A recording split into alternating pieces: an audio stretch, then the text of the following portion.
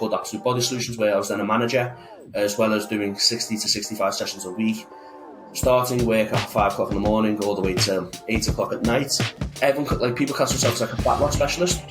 It's like what you're supposed to do. It's like from the majority of coaches, right, we're supposed to be making people lose body fat. It's like putting someone in a deficit does not make you a specialist. People are very, very brave behind the phone, behind the screen, and they don't think of the repercussions of what they say to the same degree as what you probably would say if you're saying in person. Because that girl might have been massively upset, and that girl might be very, very scared to post again. And what she said was technically true. And that might have helped 10 people. So who the fuck are you to then call that person out? Who that girl then potentially won't help anybody else now because she's too scared to post on Instagram. That's why by the way, I think one-to-one coaching is going to come back. I think one-to-one coaching in 5 years will be the more popular than online. Yeah, because I think there's a lot of people doing online coaching now and charging a lot of money for online coaching.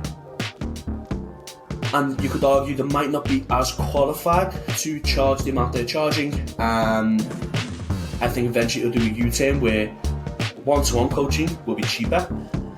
You get a one-to-one service. And for all the pros that we said about one-to-one coaching, that's what the clients will be getting. So I think in 5 years, I think it might do a U-turn. So one-to-one coaching will become a little bit more popular than online.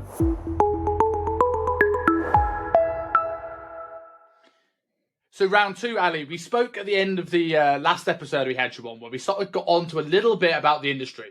And we both said when we came off air that this is probably a topic that's worth talking about today. From two, I would say, elder statesmen who have been in this for a while and seeing a new crop of people coming in, it would be good to talk about this. Before we go into that topic, though, I kind of want to know a little bit about your journey, because you, as someone that's now, like myself, has become, known for educating trainers. You've been now working with a lot of coaches, a lot of high-level guys. And I presume this didn't happen by just choosing the right niche and posting it on Instagram. So tell me, how did you start, and how did you get to where you are now? Okay, cool. So I was very fortunate in my upbringing into the industry. So I'm not going to go to the whole long head story, but long story short is I was training a lot, and then my granddad got a little bit concerned that I was training so much, and he hired me a coach. And this coach then went to work for another company. And then when I finished university, instead of going and following what I got on my degree, I just fell in love with the whole process of training, and I loved the idea of training with other individuals. And this guy just said to me, have you ever thought about coaching? So we got my level 3 qualification, and then I got a job working for Kane Warren. And the company was called Elite Fitness Consultants at the time. And unlike a lot of people, I was thrown into education right from the start. So I'm not going to say the owner of the company, and because people either like him or they don't, but at the same time as he was a very, very smart individual, and I can never take that away from him. Now, how we applied the knowledge that he had, I potentially would have done it a little bit differently, knowing what I know now. But at the same time, it's I learned about nomenclature, I learned about gait cycle, I learned all the anatomy from day dot, and I had to know it. He was very Paul Chek, Gary Gray sort of way of thinking. So from the start, as you said, education was everything. It was you have to know this, you have to know this, you have to know this. And we've discussed this before, where it's a little bit different now, where everyone just has a business coach without having the foundations of knowledge of what we actually are able to do, which is contract tissues. So we should know anatomy to some degree. Now, I don't think we need to know the ins and outs as a physiotherapist might do or whatnot, but we should understand the bare basics, in my opinion. Now, going on to what happened after that, I was with that company for about 4.5 years. Then I went to work for another company called Absolute Body Solutions, where I was then a manager, as well as doing 60 to 65 sessions a week, starting work at 5 o'clock in the morning all the way to 8 o'clock at night. And then after doing that for 1.5 to 2 years, I then went solely by myself, and then started finding out what I was truly passionate about. And it was more the transformation, the education side of things. But for me to get to that point, it took me 5 years of working with numerous people. And look, I like the idea of having a niche and knowing who you want to work with. But same as you, mate, as we've discussed before, I think sometimes you need to earn your stripes and be in the trenches and go through the transitions of actually who do you actually like working with, because you don't know until you work with them. So that was, again, I was very, very blessed in regards to like how I got brought into the industry. But at the same time, so I took full advantage of it. And then I got an awesome opportunity being able to mentor for the OTE, which is my first major teaching gig. And then I done my first 20-minute cameo on one of Adam's training seminars. And then that just sort of rolled on to when lockdown hit, being a full-time mentor. And then I brought Shane on, and then we mentored on that for a year to 2 years. And that's where I am now. So I got a break. And this is what I say to loads of coaches is, if you keep putting yourself out there, opportunities are going to come your way in some way, shape or form. And when they do, just take it, because you don't know what's going to happen. Because if it doesn't work out right, you're just going to end up in the same position anyway. So just take these opportunities, because they've now led on to me, for example, being coaching coaches, coaching high-level athletes, being mentored to some people and looked as a bit more of a quote-unquote education guy within the industry, which is just awesome, which I never thought I would have had this opportunity when I was 24. I didn't think this goal would have been possible, but I got quite a few lucky breaks. And I focused on education, and I still focus on education now, very similar to yourself, because at the end of the day, I still know I know nothing. Like, I had to call with Carl Baxter, and he started speaking about things, and I was like, oh shit. It's like, here's another like wormhole opened, and it's like now I have to think about breathing a lot more, and it's just more strings to your bow, and it just goes to show that as we get smarter, we know less and less and less, because there's a lot more smarter individuals who can specialize in more specialized topics, and that's the beauty about it, and that's what I love, and that's why I don't like it when people go, "Can you just tell me an answer?" It's like, why would you want to just have an answer? Like, it's more fun the fact that there is no answer, and there's so many ways in which we can get to the same direction. And then it's like trying to find out what's best for that individual. But again, to understand like the different thought processes, you have to go and learn off different people. Like, I know you've learned off Jordan Shallow, I know you've done RTS. It's like two completely sort of different training modalities, really. But at the same time, it's like all got into one goal. At the same time, it's like which client suits which one a little bit more, and so on from there. So that was a little bit of a long-winded rant, but yeah, that's where I've ended up and how I've got to the position where I'm in now. No.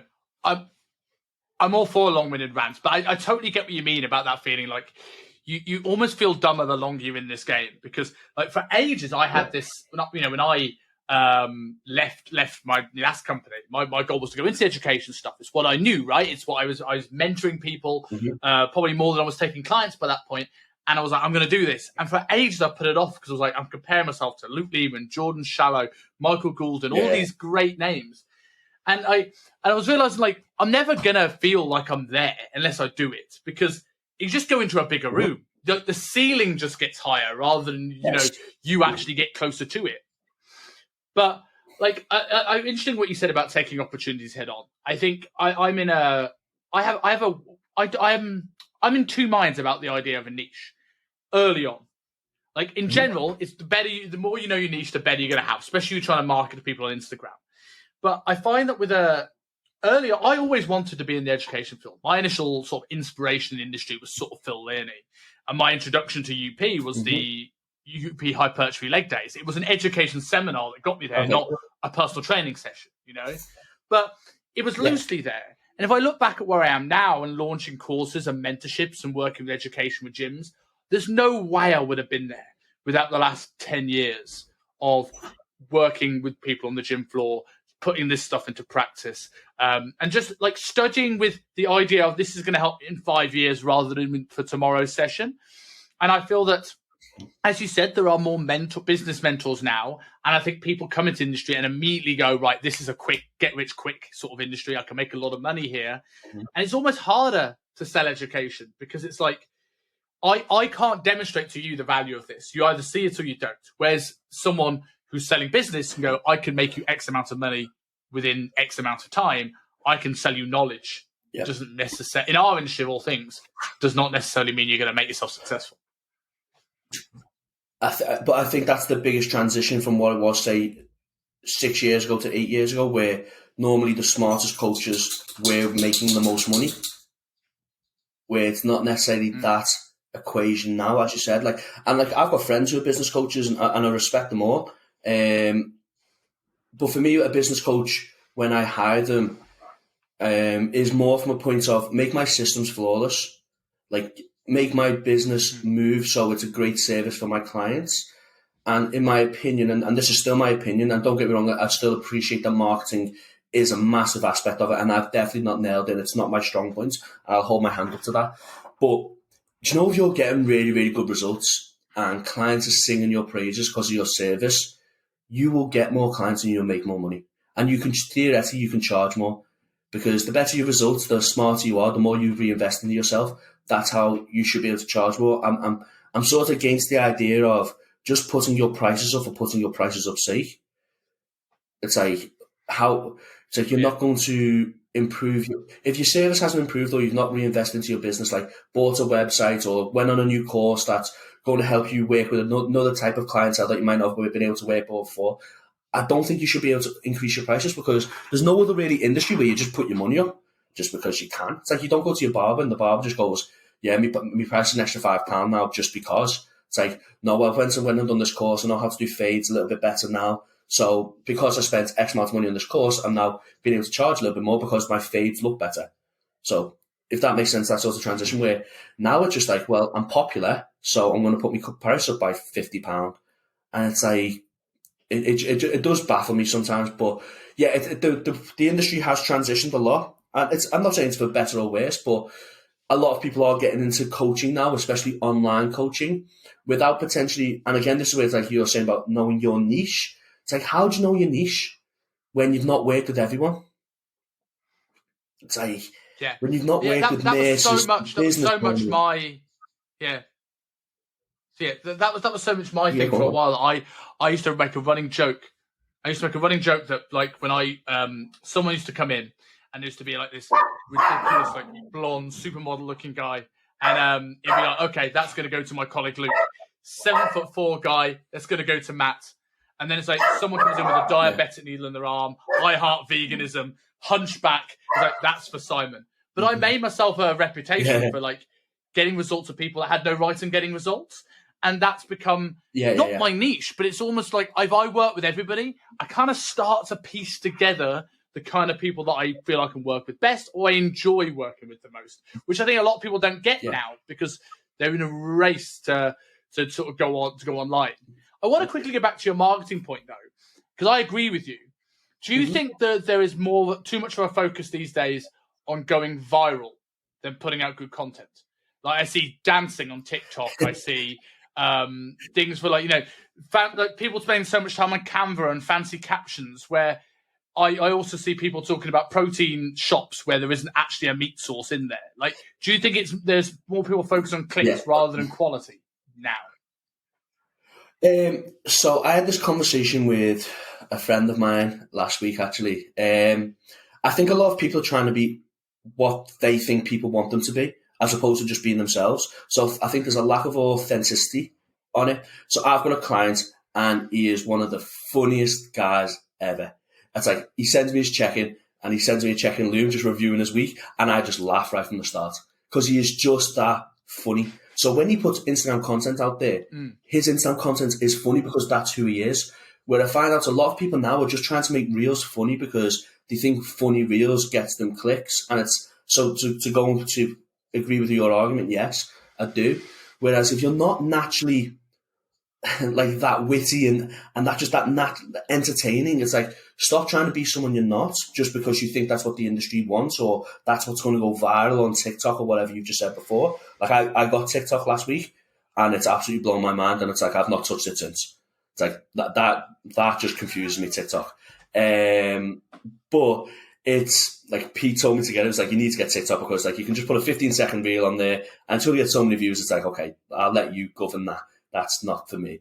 But that's what I think is the issue with the industry in regards to, like, everyone's thinking about, like, the trending song or what's the hot topic of this week, instead of saying, what actual benefits post could I give that's going to get my clients or my potential clients interested in my page. And again, like I said, like, marketing's not my specialty, but at the same time, it's something that I think has gone completely a different direction what's ever been before. I think there's two things to this as well, right? Like you was mentioned earlier on, so not always the best coaches rise to the top, but it's a lot more hidden now than it used to be. I used to think it was good coaches, and then it was sort of like TV stars putting out weight loss products. Whereas now there are so many people that are genuine coaches that aren't very good, but very versed in camera skills and Canva and editing and a machine gun cookie cutter approach and algorithms to help calorie deficits. And you can only really sell shit once. But you can only sell it once to each person, and there's billions of people on the planet that might buy from that person. So, while I generally would like, I do think that it is an issue that there's more focus put on the wrong things. I sometimes wonder whether I'm just fighting a battle that's like not going to be won. Like it's almost like I should almost embrace it a little bit because that's the way the world is. And these coaches that are doing that are helping the people that maybe we can't help because we are not like, putting our time and effort into learning marketing. I don't know. I sometimes look at this when I look at podcast downloads, things like this, like I'm sometimes the best kept secret. So maybe I should spend more time on this stuff. It's for me, it's a very, very good point because you can get sort of like bitter with it, like and get a little bit annoyed and pissed off and all this kind of thing. It's like, oh, but like I've done X, Y, and Z, but it's like, are you just like not playing the game? And it's like marketing, and it's like keeping up with the times is probably a better way than putting it than playing the game because it's like, when people moan about like it's not back, it wasn't like this back in our day, and like you talk about like our parents and grandparents, who say that in sense like, yeah, but the world's a different place now. And the world is a completely different place now. It's like how old are you, Simon? 32. Okay, so you remember when dial-up internet was a thing? Yeah, very much. It's like you plugged your phone in. Yes, exactly. So, but like the kids nowadays grew up with Instagram. Like they grew up with knowing what trends are and how important trends are. Whereas like we're just starting to sort of try and buy into their world a little bit. And I think you could also argue, is it ignorance on our behalf where it's like, because we don't think it's important, because we know what's important is knowledge and the clients and getting them results, we don't think we should learn that when theoretically, as you said before, should we learn that so we do get the right clients, so the clients come to us who we know we're going to deliver a great service to. I think sometimes like that's a little battle I have in my own head. There's one thing I'll never do, which is cold DM. I won't cold DM people. I don't like the idea of it. It just doesn't sit well with me because I think people are just onto it now as well. Like people are onto cold DMs. Like it's been done for now over a year. So the only thing I probably will do is like when I see something cool and then I'll just voice note the person and say it's quite cool and like have a little conversation about it. Like as if you would do as if you're on the gym floor. That's how I like to look at it, is when you're on the gym floor and you're trying to get a client or you're just trying to get your name out there a little bit more, you just go and chat to people. But you chat to people because you're generally interested in them and generally interested in working with them, as opposed to whoever's there just messaging them because you might get that client when, as you said before, like you've got a niche now. It's like, why are you going to contact a 21-year-old lad who's just starting out in the gym if that's not the type of person that you want to work with? But you're just cold DMing them because they just followed you. And I think that's where I'm not a fan of the cold DMing. That's the advantage of it. But the other side of the thing is... Yeah. Yes. Yeah, I think that's the advantage of a niche because it's like you have a bit of a direction of who you can speak to. Whereas I think like when I first started the online coaching game, it was like sort of everybody, busy professionals, right? Who isn't a busy professional? So you do end up cold DMing people because like I've got to reach out to a certain amount of people. If no one's interacting with my content, like I'd love it if I didn't have to do it because people came to me, but that's not the world we live in. But I think now I have more of a niche. I know I can speak to coaches directly. I open up more dialogue, whether it's because I'm talking to them about stuff that's interesting me anyway, so I can start that conversation, or I'm putting out content that maybe they'll speak to me a little bit more than before. That's where having a certain idea of where you're going could be more useful. But I agree. I've had so many people message me in the when you get the private messages on Instagram of people have no idea. I had one person say, I've looked at your content, it's really good. Do you want to be an ambassador of our sports bra company? I'm like, you've looked at my profile and you said I'll be good for this. Like, really? Yeah. And but I think the issue is just like, no, say you people who are in this industry, they care about this industry and they care about the job. It's like, you might you start off cold DMing people because you generally want to work with people.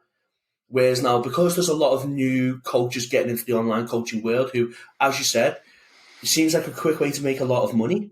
Like, they generally don't care about the person that they work with. They see the person as a pound sign as opposed to an actual human.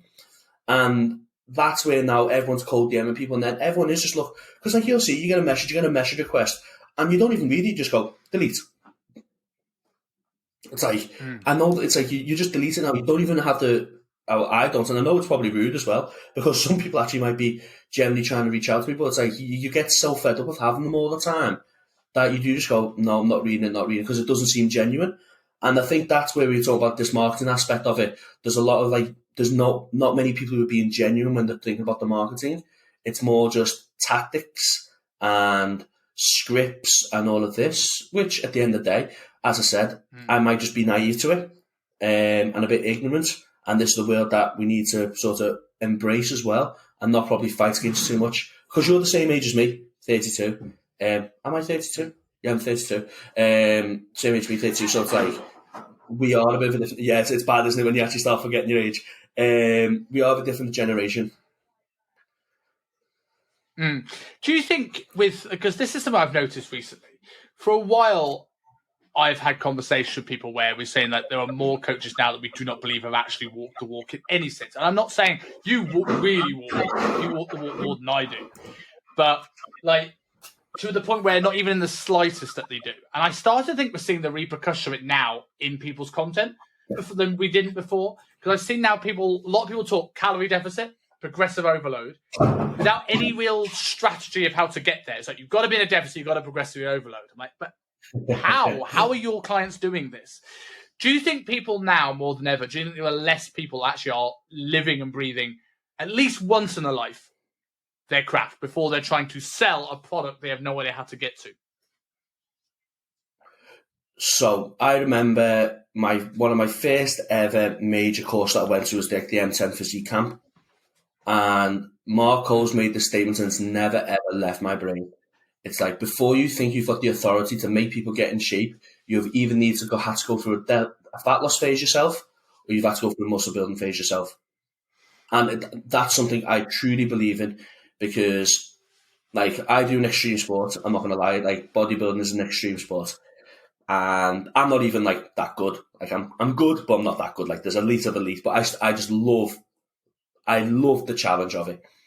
But what it gives me ability to do is to relate to the individuals that I'm putting something through. So when they go to me, I'm really tired, or I'm just struggling to think of things. It's like, I know how you feel.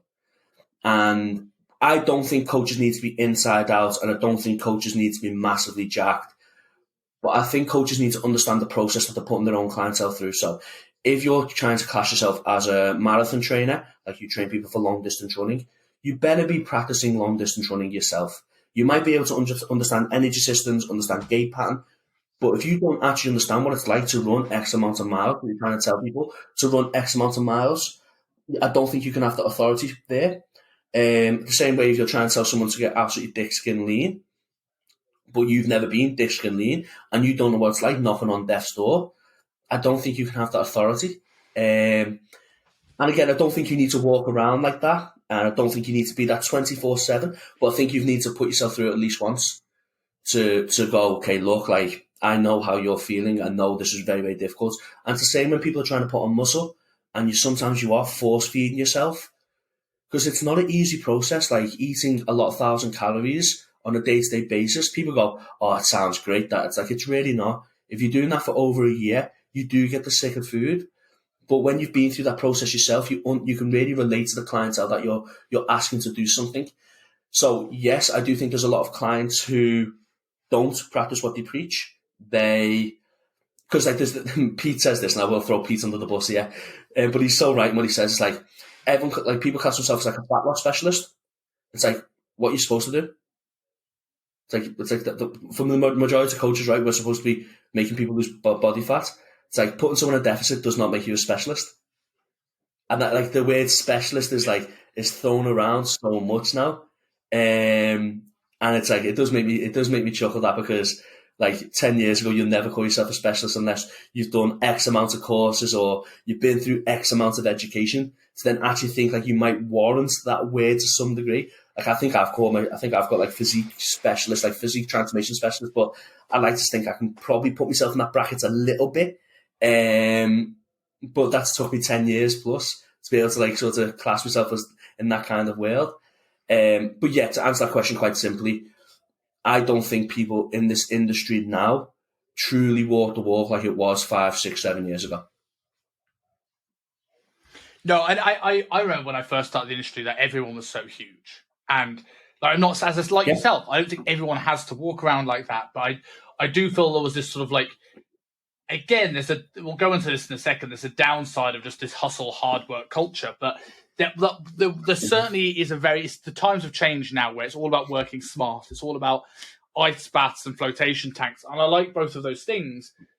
And the ultimate morning routine that takes 4 hours long, rather than actually something that resonates with the clients or getting it done when you don't want to. Like we said about earlier on about progressive overload and calorie deficit, right? People throw those terms out without any strategy of how to get there.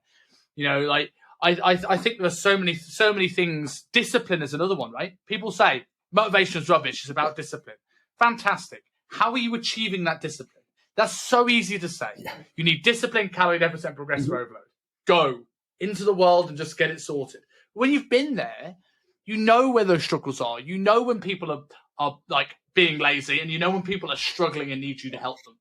And I think that's becoming less and less. There is one thing I do with every group of mentees I ever had, especially anyone I see call themselves a specialist, is ask them if they know how fat loss happens on a cellular level. And very rarely do I get an answer to that question. Very rarely. Now, do you need to know the impact of adrenaline, noradrenaline, cortisol, on adipose tissue and how it works? Does it impact your life? No. But the way I explain it is like my surgeon probably doesn't need to know every bit of anatomy to take out my kidney, but I'd rather he did. Yeah. It's I think it's a very good thing. So like you were talking about this like progressive overload, fat loss. Now the issue with this industry a lot as well, people just are very good at regurgitating things that they see on TikTok. And as you said, like because we grew up in a world where there wasn't as much social media presence, we had to put our head in a book, or we were reading an article like via T Nation or something like that. That's where we got our information about. And like the people who were writing on T Nation were very, very educated individuals. And that's how we learned. So we learned the process of how something was achieved instead of just hearing the words of someone else saying how something was achieved, if that makes sense.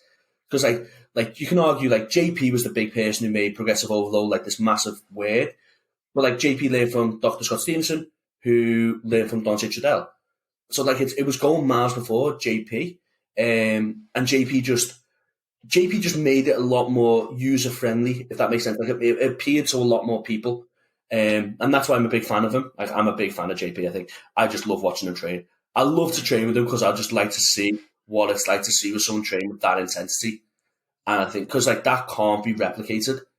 But yeah, that's another conversation, different topic. But it's like that's my biggest thing as well, because people say loads of things that they hear, but they don't understand. It's like the whole like no reverse banding. They see people reverse banding, and then they think they need to reverse band because I see Joe Bennett do it, but they don't understand why Joe Bennett is doing it. Yeah, they're just reverse banding it because they see someone who's a bit of an authoritative figure doing it, and he might explain it, but they don't want to listen to the explanation. They just want to do the do. And that's where I think the industry's changed a little bit as time's gone on. Is TikTok is 15 second, 20 second sort of attention grab things. Where it's like, do this to grow big quads, reverse band the hack. It's like, okay. As opposed to, we reverse band the hack to keep it. We reverse band the hack because this person's got knee issues. Where it's like, that's a justifiable reason for that person to reverse band the hack because when that knee is most exposed to a lot of load, you're taking the weight off it a little bit because we don't want their knees to flare up.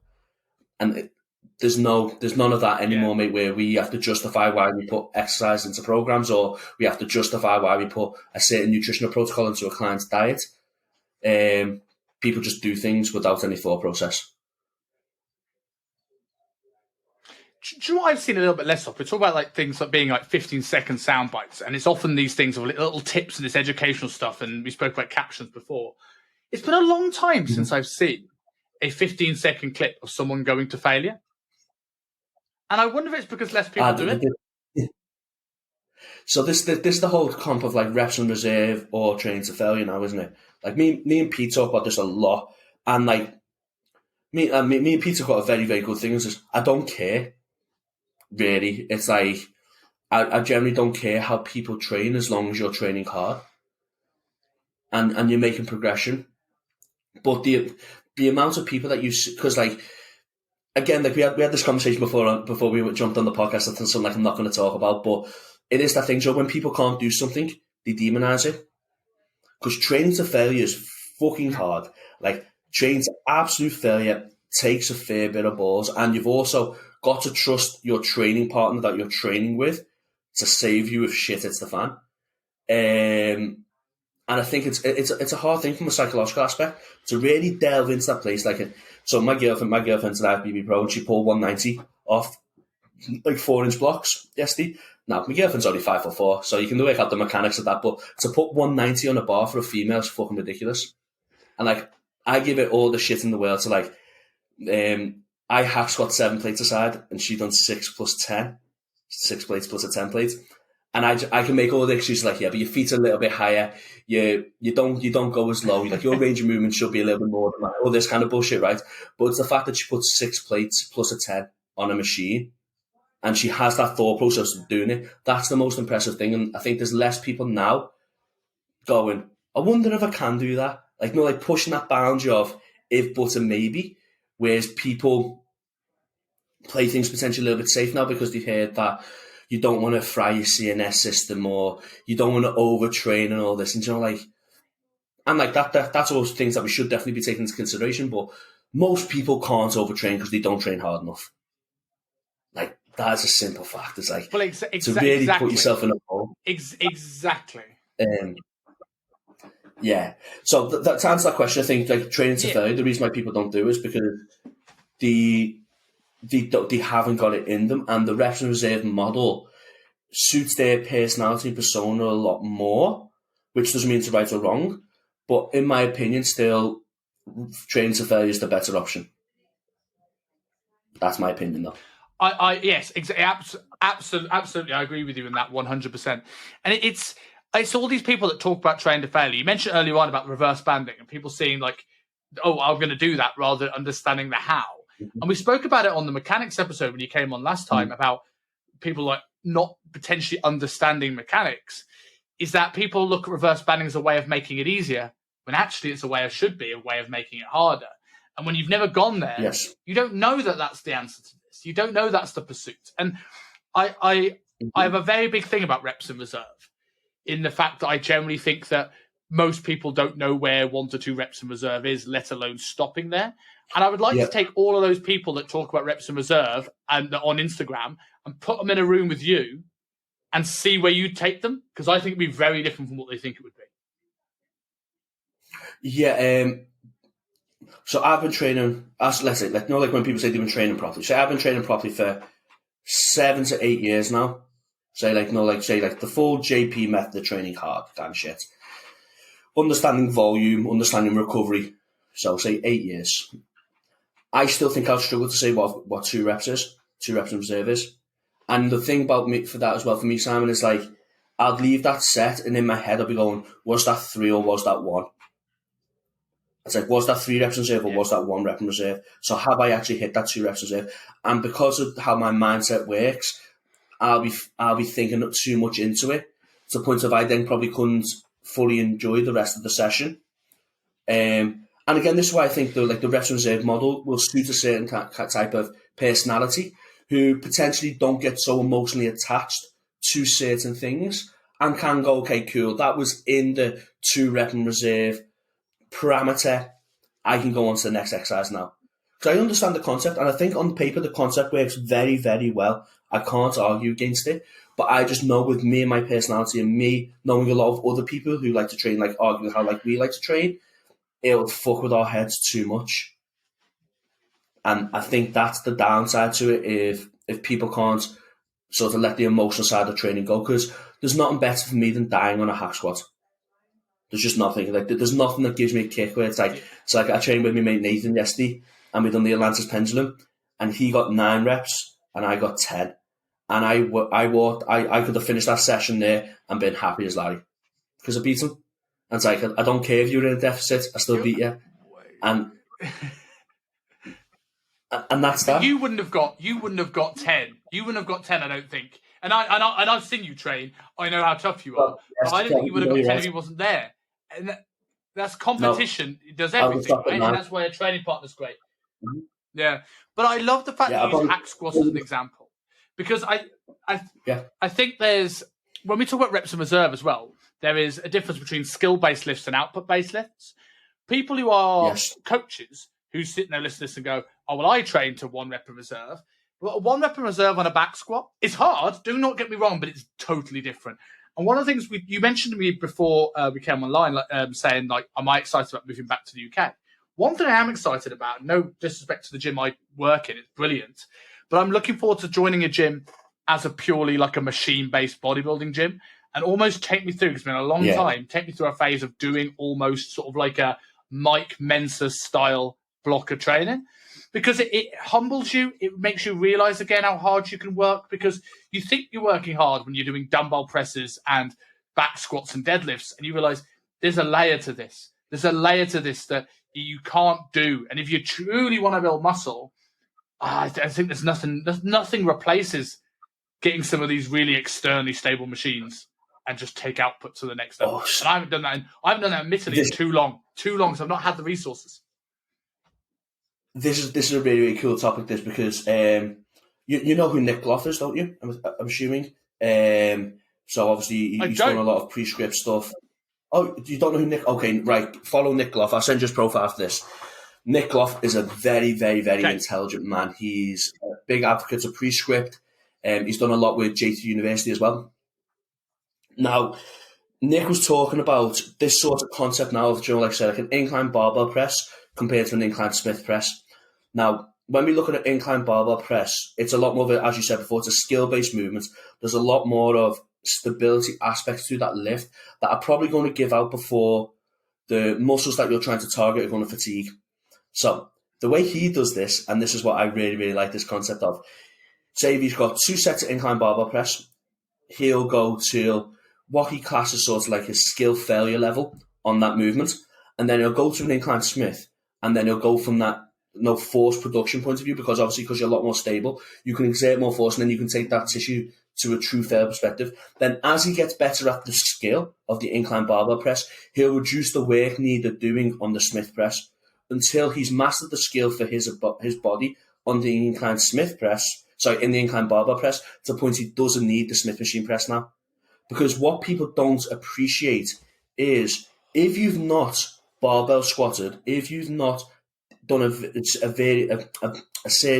variation of a hip hinge movement, an incline press movement with free weights, whether that be dumbbell, and you go back to it, there's so much skill required within that exercise. You're not going to go back to that PB you hit 3 months ago. You're going to have to build up to it. And that's what I think a lot of people don't go well. They go, yeah, but I hit 60 kilos on an incline dumbbell press 4 months ago. I've put on 5 kilos of tissue. I've upped my cycle. I should be able to do 62. It's like, but you haven't done that movement. And it's nowhere near the same as going from a hammer strength Smith press, a hammer strength incline press, leaving that out for 3 months, and then going back into it with them same parameters in place, because it's so externally stabilized, that movement, where you just literally just have to press. There's nothing else you have to juggle. And that was like a really, really big, I thought it was a very, very well explained thought process of how, even with the same angulation of bench, how the exercises are so different from a skill-based perspective. And that's something a lot of coaches probably don't know and don't understand as well as Gen Pop. They think an incline Smith and an incline barbell, you should be able to do roughly the same amount of load. It's like, no. Completely different exercises. I love that. It's almost like it's like a mechanical drop set, but like a mechanical rest pause. So like I fail on an incline barbell press, but I realize I've actually got more weight, so I go to a more stable variation to get to find out where the difference is, and over time close the gap. I think that's, if you've got a gym where you can do that, you can borrow 2 machines and get him set up. I think that's brilliant. Yeah, it's just like it was just a very, very cool. So like you might do say 2 sets of 8 to 12 on incline barbell. I'm so used to saying incline Smith, and then he goes and does 2 sets of 8 to 12 on the Smith, and then as time goes on, he'll do 3 sets of the incline barbell and just 1 set on the Smith, and then eventually you just take the Smith away because you can exert as much force as you need to generate the hypertrophy stimulus he wants from the incline barbell. And I thought it was just a genius. And I apologise, like Nick doesn't know who I am, but Nick, if I've butchered your thought process there, but that's what I interpreted from your YouTube video that you said. I thought it was just a clever way because he barbell squats sometimes and hack squats in the same session. And again, it's the same thought process. A barbell squat, I think people don't understand the skill that is needed for a barbell squat. Everyone just thinks they should be able to squat. And it's like, there's so much from an upper body point of view, never mind a lower body point of view, that is needed for you to be able to barbell squat efficiently to generate the hypertrophy response that we're looking for. And that's putting like proportions, limb length, structures aside, right? That is purely just for being able to control your hip, your knee, your ankle, your spine, your external rotation to get under a bar. Shoulders. Like this stuff that, shoulders, the stuff that I've always struggled with. Like I've been safety bar squatting. That's my only squat that I will have in my program for that exact reason. Going back to like we're talking about like living and breathing this on the gym floor and the ability of training hard. And I'm very much in the camp. I do want to see more coaches train harder on their Instagrams and sort of live and breathe it. Is there potentially a flip side of this the other way? You mentioned like upping your cycle as one of the things that example hypothetical person could do and should be lifting more. Like, do you feel there's a pressure on coaches now? So let's say I see hypertrophy coach do X, Y, and Z, but now I need to look like hypertrophy coach. I need to look like Joe Bennett, where that is not entirely realistic. And if you don't look like Joe Bennett and you're not funny as James Smith, where's your place? Okay. What do I think? There's a pressure to be X, Y, or Z? Like, do you think the hustle culture has its drawbacks in that sense? It's a deep question. So I'm 32. When I hit 32, for some reason I stopped giving a shit. Don't know why. Just something happened. I mean, like I just stopped giving a shit. I think nowadays for younger people, 100%. I feel like they need to fit into a quote unquote mold of what they think is important from a coaching perspective, where they feel like they need to be, as you said, need to be as funny as James Smith, or they need to be or they need to look like a certain coach to be able to get the respect from the clients that they potentially might want to sign up. Now, when people start to understand that people buy people, and some people might not like James Smith, some people might not want to look like Joe Bennett. Like Joe Bennett's my goal, by the way. So like when I'm his age, I love to walk around looking like Joe Bennett and train the people Joe Bennett trains like that. I think it's just fucking awesome. But I think there's definitely a pressure that probably you could argue you and I don't really get too much because we're a little bit older and we've probably been molded via the previous generation of what we've been experienced by, where it's like, no, you said before, it's like, you never thought you were smart enough to do this kind of thing. So like, I'm probably in the same mindset as you. It's like, I sometimes pinch myself when I'm doing a seminar thinking, why the fuck are these people coming to listen to a Scouser talking about fucking mechanics of like how to do a back exercise? Like, I still struggle to get my head around that. But at the same time, it's like, you're right, you just make the ceiling a little bit bigger and the people you surround yourself are just a little bit smarter who you look up to. And it's like, because I'm like, why are people coming to me when I was going to James Sutton not too long ago? But I'll always still go to James Sutton because James Sutton's always going to improve his knowledge and you're always going to be chasing to some degree. Yeah. But yeah, I think the pressure these young coaches must be under now is ridiculous, I think. And it must be very, very hard. But when people understand that we're a service-based driven industry and people buy people, so be yourself, because at the end of the day, when you're trying to fake someone else, you will be found out. Like you will. You can't just be someone different and keep that sort of persona for the rest of your life. It's not going to work. And that's why I said to you before about like my clients who's just ridiculously funny, Mike Martin. I'll put him on there because he's fucking hysterical. Like he's generally just that way in life. So when he's like that on Instagram, that is him. That is him, full stop. Like he's not trying to be someone else. And it's the same with me. If you want to see me being true, authentic, get me in a room with coaches talking about training, and it's a debate. And I love when people have different ideas to what I have, because I love this. I love discussing it, because as I said before, there's no right or wrong way to do things to a certain degree. But if you ask me to try and be funny on the spot, or if you ask me to talk about this topic dead on the spot now, and I have to do a reel for it, it's like I'll struggle. It's like you put like I need to be sort of like in a conversation mid flow where I feel like it's an organic talking thing. It's like when we go and see my media guy before, it's like he'll just capture me and Pete talking about shit that we love talking about, and then that's truly me and him in our elements. Whereas I do think there's a lot of pressure for people trying to be someone that they're not, and they're afraid potentially to be themselves, because if themselves doesn't get the rewards or the likes that they want, they might then start to go into the shell a little bit. And it must be a hard world. It must be. Like, I'm not envious of them at all. Like these, like say 20 to 25-year-olds who are getting into the industry, and there's so much more to them than what there was for you and I. It must be difficult, mate. So yeah, I agree. Yeah, to some degree, what you just said. I think there's two sides to this. You mentioned very interestingly about like when you got to 32, you didn't give a shit. And while I do think I am in the same boat that I have stopped giving a shit at 32, but I think I've had a different end result of not giving a shit than you. So like, while I'm much more happy to be myself and I'm much more confident in my own skin, I feel that because like, look, we both know a lot about training. We both got in great shape before. We've both been DSL, but you got into the bodybuilding world heavily, right? So when you stop giving a shit, you're so into that world, you're always going to be like, you're always going to stand out as the trainer guy. I feel to me, to a degree, when I stopped giving a shit, I was like, well, I spent all my life in a gym. I want to see what other things life has. I want to eat some food here in Hong Kong. I want to go traveling. I want to do this. I want to do that.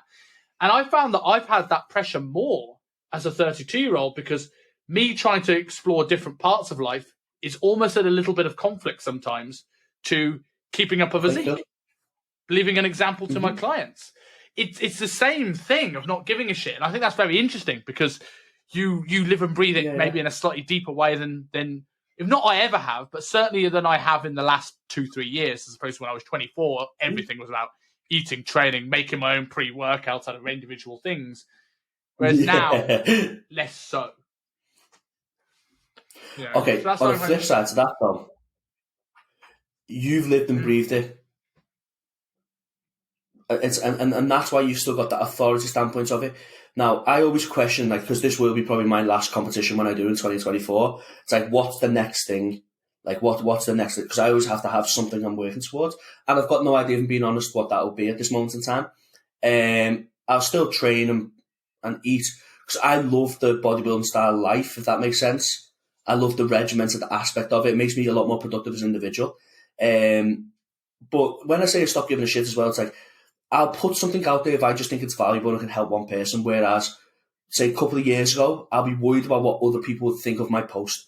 Whereas I don't care what they think of my post now. I think about that one person that I might be able to help. And that's just been a mindset shift. Like, I care still about what people around me think and, like, my friends and family. But I think if loads of coaches now just thought about the person that they're trying to help and reach, and they just put content out there. So I'll give you a story that happened yesterday or the day before.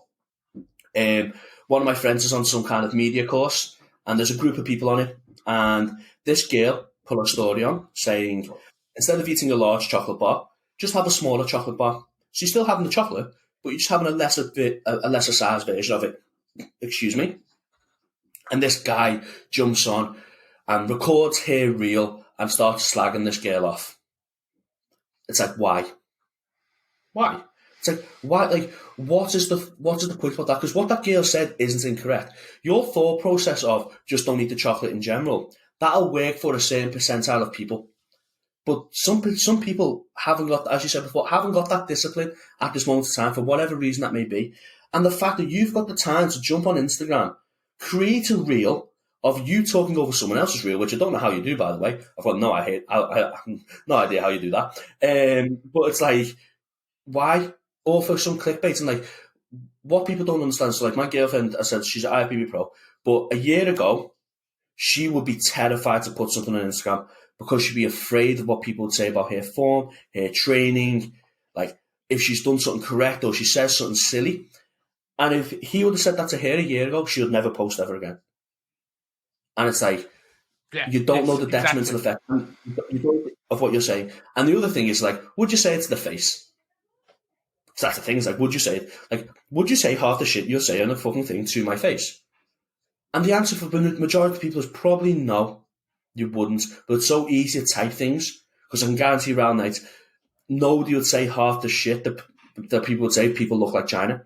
Because China will fucking kill them. And it's like, and that's my biggest thing. It's like, people are very, very brave behind the phone, behind the screen, and they don't think of the repercussions of what they say to the same degree as what you probably would say if you're saying in person. Because that girl might have been massively upset, and that girl might be very, very scared to post again. And what she said was technically true. And that might have helped 10 people. So who the fuck are you to then call that person out? Who that girl then potentially won't help anybody else now because she's too scared to post on Instagram. And that's the kind of shit I fucking really hate. I think that's the... Yeah, I agree with you. I also think that's another reason why I think it's one of the unspoken about reasons why I think it's running into online businessing straight away without spending some time on the gym floor can be detrimental, because you've never learned what it's like to be let down or dismissed or insulted or criticized in real life. So you sit behind that armchair.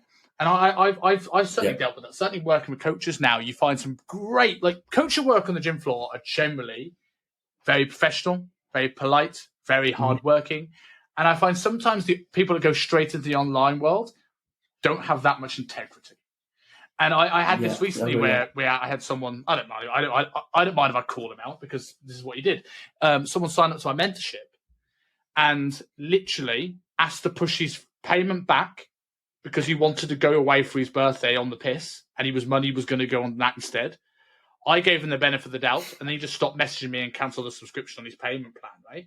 Now, this person also posted up things about chasing clients for payments, for check-ins, reason why he's not getting check-ins from his clients. Like, do you not see the link here? If you're not having integrity to your own business and your own outgoings and your own commitments, how would you expect people to have that same level of respect for you? And I find with the online stuff, when disappointing someone is just I'll ignore their messages away, then people will forget those things. And I think when you're in real life, when you've had people not turn up to sessions, let you down, or you've disappointed someone, as you said earlier on, if I don't turn up to somebody's session, right, you are now responsible face to face with that person to apologize and go, I cannot believe I did that. And those lessons, I don't wish them on anyone, I feel are important. 100%. So I remember once, I lived in Liverpool, like the studio I used to work in was a 7-minute walk. I've done this once in my life. I slept past my alarm and I missed my 6 a.m. session. I got to the gym at 6:15 and I seen a car drive away, and the feeling of shitness inside of me I've never felt before. And the girl was cool because, look, it's life, innit? Shit happens. But that fear of terrifying, upsetting someone, letting someone down, because at the end of the day, they've got their goals that they're trying to work towards, and you fucked up. There's nothing like, you fucked up. It's like, it's no one else's fault but you. And I think that's something else that people try and do a lot of. Like, they try and blame other people. But you know, when you've not turned up, there's no one else to blame. You can't fucking blame your alarm because you're the idiot who's fucking slept through it. It's like, and you've got to take responsibility. But you make sure do you know what you do then? You set fucking 10 alarms so you never fucking sleep through it ever again. And as you said before, like, we were talking about, like, when you go to the online world, you don't have any kind of routine or anything like this. Like, you have that flexibility of, you can sleep until 8:30 if you want, or 9 o'clock in the morning, or you can sleep till 6 o'clock in the morning, because as long as you get them check-ins done by a given time that you said you can get them check-ins done for the clients, it doesn't really matter. But if you've never been exposed, as you said before, so that responsibility of, do not fucking turn up late. Make sure you're there 50 minutes before the session. Everything is thought of what you're going to do that day. And you never had that. If you never experienced, like, people letting you down, as you said before, It's like you've not got that sensation what it's like when you've been through that sort of hurt. And it sounds like a bit deep being hurt, but it's like I've never felt so shit in my life. I can remember every facial expression I pulled when I seen her car driving away. And it was just like, part of me was like, I fucking have to tell my manager about this as well. It's like, oh, for fuck's sake, I'm going to get a bollocking. And it's that. And that's what I think. That's why I think, I also, by the way, I think one-to-one coaching is going to come back. I think one-to-one coaching in 5 years will be more popular than online. Yeah, because I think there's a lot of people doing online coaching now and charging a lot of money for online coaching. And you could argue they might not be as qualified to charge the amount they're charging. And I think eventually it'll do a U-turn where one-to-one coaching will be cheaper. You're getting a one-to-one service. And for all the pros that we said about one-to-one coaching, that's what the clients will be getting. So I think in 5 years, I think it might do a U-turn to one-to-one coaching. It will become a little bit more popular than online. Do you think that'll be accelerated by the fact that, because I always think it's a fascinating topic of talking about career options for fitness professionals, because I feel now you have obviously your employed positions with that often don't have much in the way of career progression, as much as some people say they do, they don't. And then you have self-employed. So like when you've got your friends that are lawyers and investment bankers and get 100 grand bonuses, there's nothing out there for fitness professionals other than if they want to make some money and have a safe income for them and their family, then going it alone and starting their own business. And I generally think a lot of these people that we've said who are doing all these things, that getting mentors and pushing this content out on Instagram, don't want to be self-employed. They just feel there's no other way and there's no other option. And this is what I've worked at with the gym that I work at now, is like, how do we create career progressions for people who don't want to be managers, who don't like to do, want to do sessions, but they want other sources of income. And this is where we're creating these courses, starting with the ones I'm creating. But these are options for someone else. You can sell as many or little of them as you like without having the responsibility of it being completely on your head. Do you think that could be a big part of this? The fact that a lot of people want to be employed, but there is no option. I think so, yeah. I think the development from a coach is very, very hard because, like, what development is that? Like, you can come and educated, which me and you are very, very blessed to be sort of in that world of. But then it's like, what else is there? Like a specialist in a certain kind of training modality, a specialist potentially in some kind of nutritional protocol, a gut health specialist, like if you want to go down that route. It's very, very hard to progress, or do you create like a team? Like I'm big friends with like Cal, who owns Pro Coach, and it's like he's created this fucking awesome team. And it's like, do you create like a team? But besides that, there's nothing really, anything that you can do from it.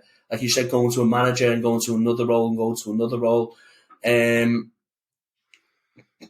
a good question actually, because like I'm thinking like, what's my thing when I'm 40?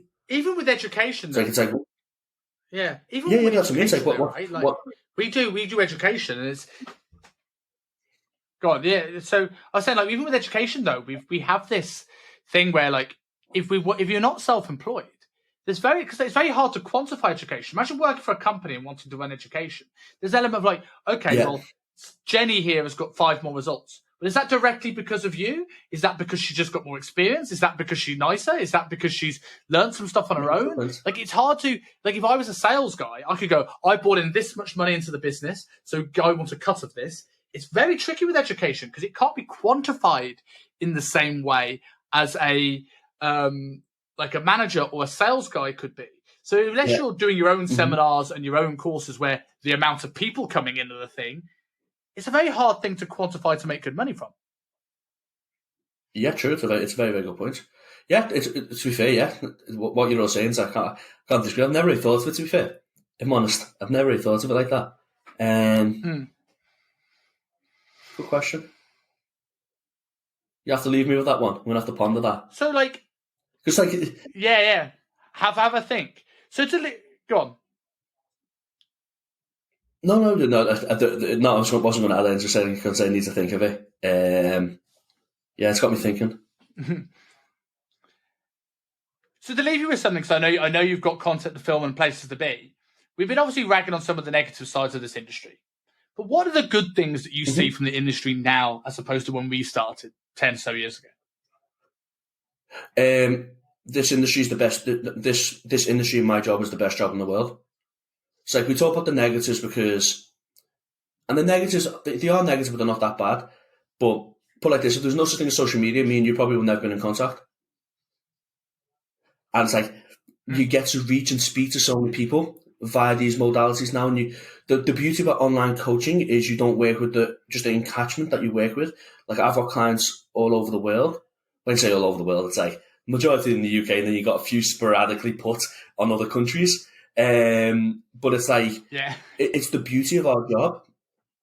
And if it wasn't for social media and whatnot, like I might never have found out who Jordan Shallow was. I might never have thought of doing an RTS course. I might never have met Cal in person, like built a good relationship with Cal, or met Cuba and went to train in Rotherham with Cuba, and all these kind of things. It's like social media is an amazing aspect of it. And I think, unfortunately, right, sometimes people do hang on to the negatives a lot, because that's the thing that really hurts, and we take the positives for granted, if that makes sense. But I would never have met my girlfriend, who I never would then put in touch with Cal, who potentially would never have turned pro last year. It's like there's so many things that are positives on, and you get to speak to so many cool people across the world who might give you a different thought process of something that you didn't think. And that was just from a conversation via DM. You didn't need to travel to America to do the seminar that they were teaching. You just had a little conversation over Insta.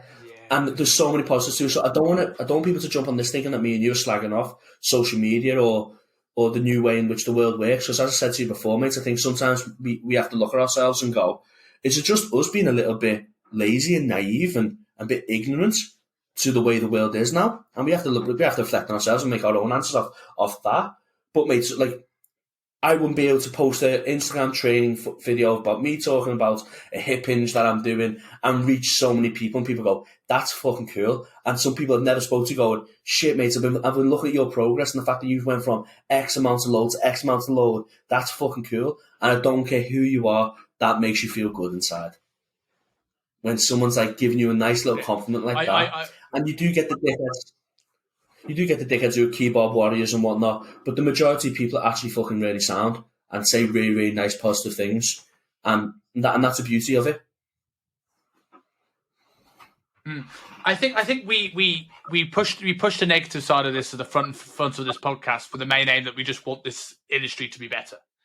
And yes, moving out now and working with coaches both in the UK and now in Hong Kong, I see the differences between countries in terms of the fitness industry. And Asia is a little bit behind. It's getting there. It's getting there quickly. But Asia's still very Instagram booty bands. Whereas when I look back and I look at the options you now have in the UK for education, and Australia and the US as the three front runners, I'm like, this is something I never had. Like, when I go back to the UK, one of the things I'm excited for is that the amount of good quality education I can jump on in most weekends. I went back and did 4 educational seminars in 6 weeks when I went back in the summer. Like, there were few and far between. I had to travel to different countries for these things, or try and catch up or learn it secondhand. Whereas now, like, I could jump on something with Paul Standall. I can come up to you and then like see one of your courses. I could do that within the first month of coming home this summer.